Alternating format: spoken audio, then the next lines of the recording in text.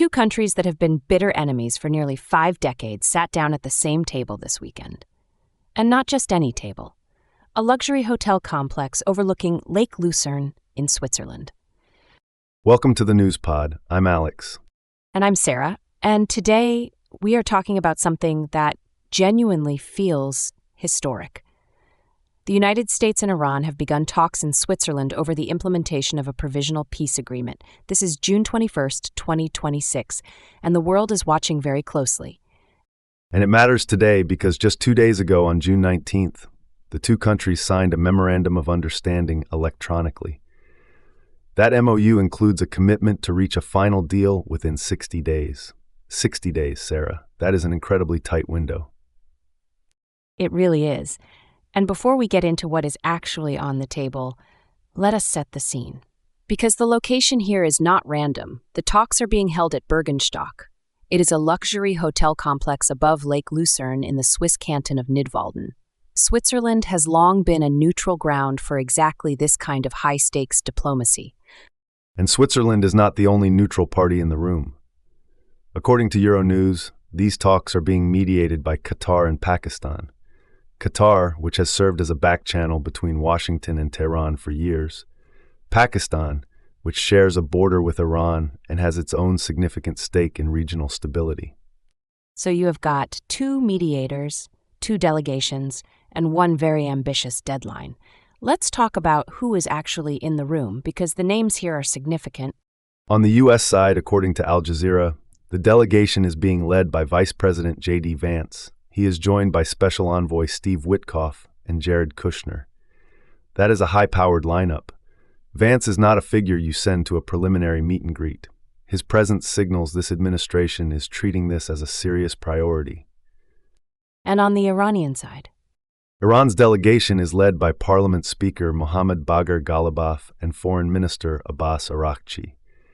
Ghalibaf is a hardliner.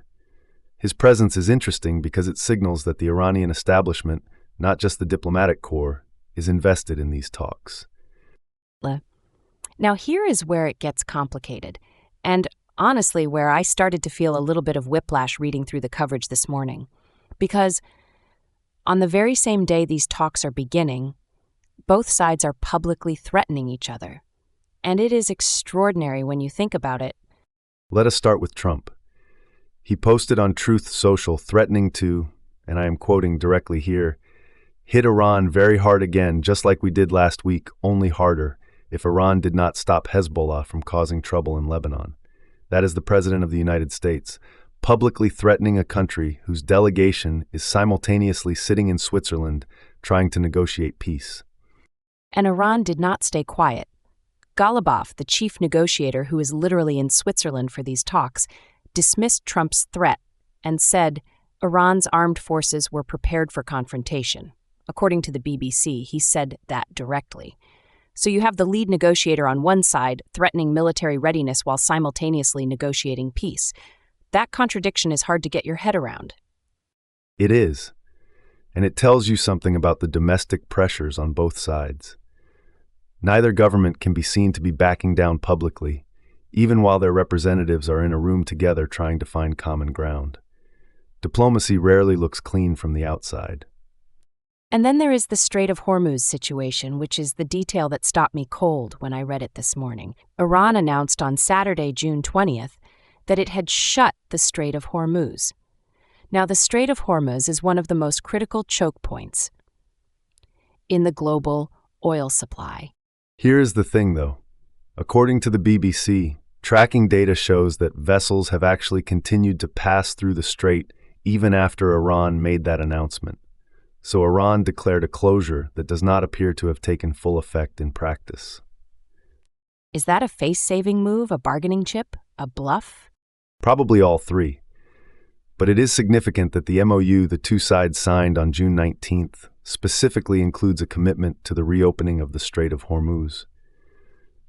So Iran announces a closure on June 20th, one day after signing a document promising to reopen it. The sequencing there is either deeply cynical or deeply chaotic, possibly both.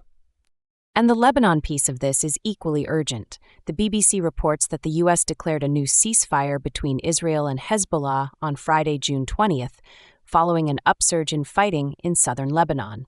The MOU also includes commitments to end fighting on all fronts, including in Lebanon.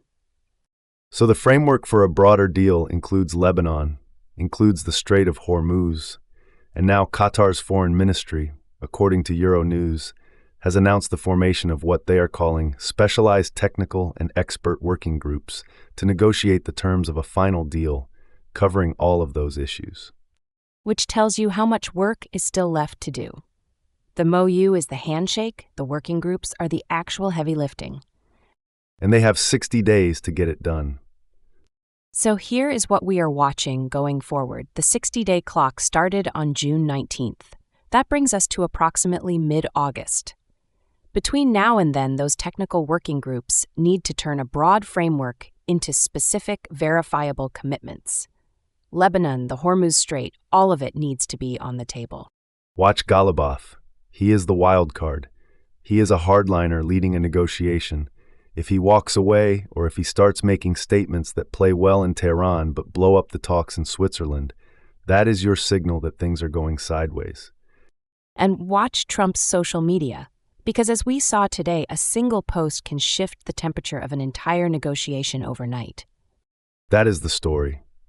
Two sides that are simultaneously threatening each other and talking to each other. That tension is not a sign these talks will fail. It might actually be the only way they can succeed. It is messy, it is complicated, and it is absolutely worth following closely. That is it for today's episode of the News Pod. If you want to stay across stories like this one, follow us wherever you get your podcasts and leave us a review if you have a moment. It genuinely helps. We will be back tomorrow. I am Alex. And I am Sarah. Thanks for listening.